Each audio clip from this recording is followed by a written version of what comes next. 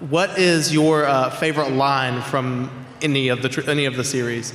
Well, I alluded to it earlier, and by the way, the answer to this question will change if someone asks it again in So, we've come to honor the alliance of elves and men.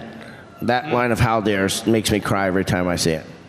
Awesome. I think the quote of Frodo talking to Sam and saying, there's also, remember, Samwise the Brave, and Frodo wouldn't have gotten very far without his Sam. And I think that acknowledgement of Frodo to Sam about the function that Sam played and the heroism of Samwise is so beautiful and important.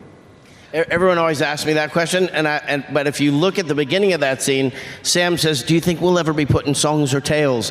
So it's on his mind. Like, I like the moments on films where you don't expect a line to become, some lines you get and you go, oh, that's great, that's a lovely, moment. But so the one is the, what about second breakfast? Because what, one of your lines? Yeah, but that moment, that whole scene just seemed like such a throwaway. Yeah. And even on the day, it was a throwaway. It was starting to snow. We didn't have time to film it, and then, it was quoted on Air Force One. And do you guys know?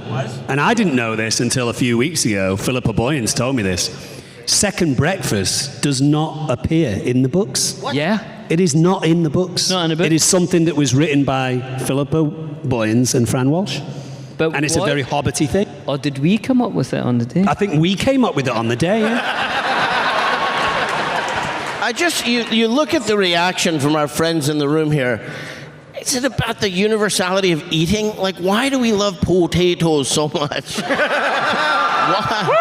I mean, they're great. I live on them. Look at me. I'm not a potato. I'm not shy about my potatoes. But it's like something about movies that celebrate eating. I don't know. It's a pretty...